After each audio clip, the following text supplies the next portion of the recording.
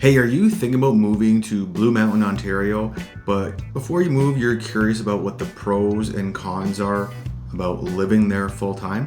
Well, stick around because in this video, I'm gonna go through that exactly. I'm gonna go through the pros and cons of living in the Blue Mountains, and that way, maybe you can think about it a little bit and you can let it sit with you and decide on what those pros and cons are and how much they might affect you. If this is your first time on the channel and you want to learn everything there is to know about living in the Blue Mountains, make sure you subscribe and tap the bell for notifications. That way, you'll be the first to know everything that's happening here in the Blue Mountains. My name's Kevin De Silva and I'm a local real estate agent, and I get calls all the time from people just like you that are looking to make that lifestyle change over and move to the Blue Mountains. So if that's you, it doesn't matter if that's next month, next year, or you simply just want to learn more about it, reach out to me. All the ways you could do that are in the description box of this video, including a Zoom link where you can book a call on my calendar at a time that works for you. Now let's get on with the pros and cons of living in the Blue Mountain. Remember, to clarify, Blue Mountain is not just the village where the ski hill is. The town of the Blue Mountains encompasses a wider area, the village too, and the homes around that, but it also includes places like Thornbury, Clarksburg, Laura Bay, and other little settlements. So we want to keep that in mind when we're talking about our pros and cons of living in the Blue Mountain. The lifestyle really varies quite a bit depending on which of those settlements and within the village, out of the village, it really can vary the pros and cons. So again, we'll just kind of keep that in mind. Let's talk about pricing and just real estate in general in the Blue Mountains. And this is where it can get tricky. It can go a little bit of back and forth on some of the pros and cons. There's not really any affordable or attainable entry-level housing, which is a common area across a lot of towns and municipalities, but you might be able to find a condo unit for maybe even in the 300,000s, but that would be in the village core, and that would be a unit that would be in the rental pool, or you can't actually full-time live and occupy. So the entry-level housing market in Blue Mountain, it's pretty expensive. So pro number one with real estate and pricing in the Blue Mountain is, other than the entry level, you actually have quite a bit of variety of types of homes and the lifestyle that attaches to those homes across the Blue Mountain. Again, you can be not just in the village, but you could be just outside of the village on some of the neighboring little communities like Snowbridge or Windfall or the Orchard. There's a few different ones like right around the village. But then you can venture off and go somewhere like Thornbury, where it's still part of the Blue Mountains, but it's got like a separate, more of like a downtown core feel that's not touristy necessarily. Like the village is touristy, right? Thornbury's not touristy. Or you can go just a little bit further from Thornbury, still within Thorn, but over to Laura Bay, and now you're in like a golf course community. So that's a very different feel between Laura Bay, Thornbury, the village at Blue, or the surrounding area village at Blue. Or you can go into little settlements like Slabtown, and then there's some rural properties. So it's just, there's a lot of different options to choose from within the town of Blue Mountains, depending on your wants and needs. So I would say that's a pretty cool pro, just because there's just that many different options. So con number one, tied to that real estate and pricing, is that Blue Mountain is pretty expensive. It is on the upper end of pricing of the general area. If you take any of the neighboring communities within 45-minute radius or maybe more, Blue Mountain would probably be the highest in all those areas. It's super highly sought after. So even though it's a con that it's expensive, on the pro side, it keeps the values up. There is a big demand for properties in Blue Mountain. A lot of GTA buyers do like buying second homes, future retirement homes in the Blue Mountains. And there's a lot of large homes too. Like a lot of the large homes in Blue Mountain are actually only occupied by two people a lot of the time I've seen. There's just a lot of square footage and not so many people filling up the square feet. So con side would be, it just has stayed high in value. I mean, con for a buyer trying to get in, pro if you already own property there for sure.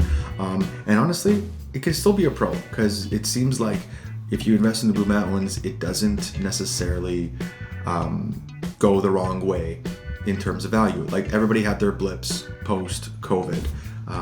But overall, it tends to not just keep its value, keep its interest in people wanting to explore the Blue Mountains. Another pro on pricing is that because it's such an amazing four-season community, it keeps its value.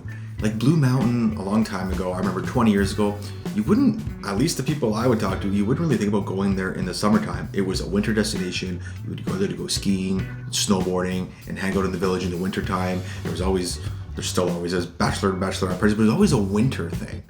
And honestly, it almost feels like there's more people there in the summer when I walk through that village. That village is slammed busy in the summer. Blue Mountain has done a fantastic job making summer activities like the tree trekking and the zip lining and the mini golf and the walkability and the things to see outside in the summertime and the trails, and it's really kept its value that way. A con to some of the real estate right around the village is that you might be subject to BMVA fees. And those are Blue Mountain Village Association fees. So you just have to keep that in mind when you're buying, that there might be a 0.5% or 1% on the purchase price. It's a con. Now with that con and with that cost, it does come some perks. The main perk everybody talks about is that you can get some shuttle service to the village from your house. So that's kind of the main ones. And there's other little perks like some discounts and stuff like that at some of the shops and restaurants. But it's part of the trade-off for being able to rent in the BMVA, and then you can actually, and not all properties you can rent in the BMVA. Not everywhere is zoned for short-term rentals. Remember that. Some are, but some aren't, okay? And for Airbnb rules, check out my video on Airbnbs across all the communities around us, where I dive into the actual rules of each community.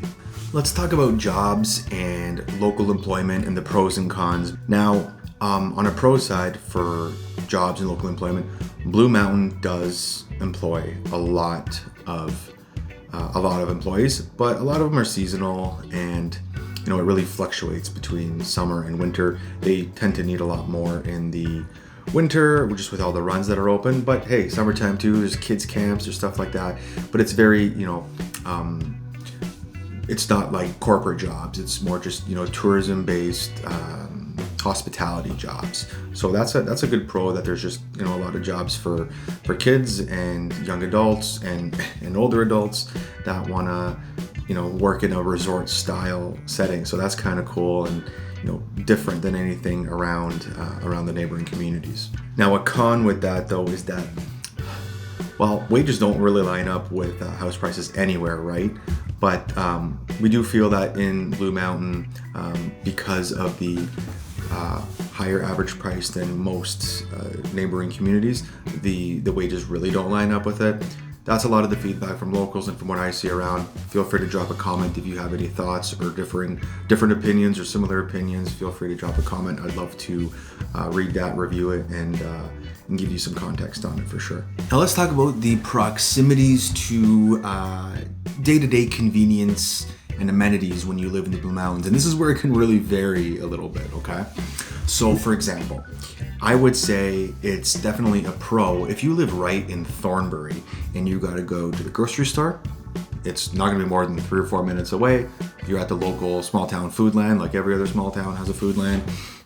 Your schools are right there, medical services are right there, the marina is right there. So, and it isn't too far from Collingwood. It's about a 15-minute drive if you need to go to a bigger store like Canadian Tire or shopping at Winners, or you just want to go shopping downtown Collingwood where there's more stores.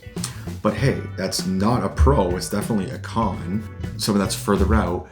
Basically, the con is that you definitely need a car. Now, but that's the trade-off. If you chose to live somewhere remote like that, or if you're going to choose to live somewhere, when I say remote, it could only mean it's 5 to 10 to 15 minutes out of town. So it's, even though it's a con that you need a car, it's the trade-off you get for that quiet, serene, peaceful, outside of the village and outside of the, the hustle and bustle of Collingwood and Thornbury. That's the trade-off you get for it. So even though it's a con to be car dependent, I would say it's part of the trade-off. Another pro, of course, just like a lot of the neighboring communities, you have access to Georgian Bay, golf, trails, everything is so close by. So that's pretty easy. And then the con with that, because it's tourism community again, congestion, weekend congestion. Weekend congestion holiday congestion. It just gets a little bit busy. But residents, again, they just kind of, you know how to work around all the tourism. You go grocery shopping on a Thursday before all the Friday people get here. You don't go on Saturday, or maybe you go on Sunday after everybody leaves, or just save it till Monday when all the tourists are usually gone after the weekend. So you learn how to deal with that con. You learn how to deal with the congestion near the resorts.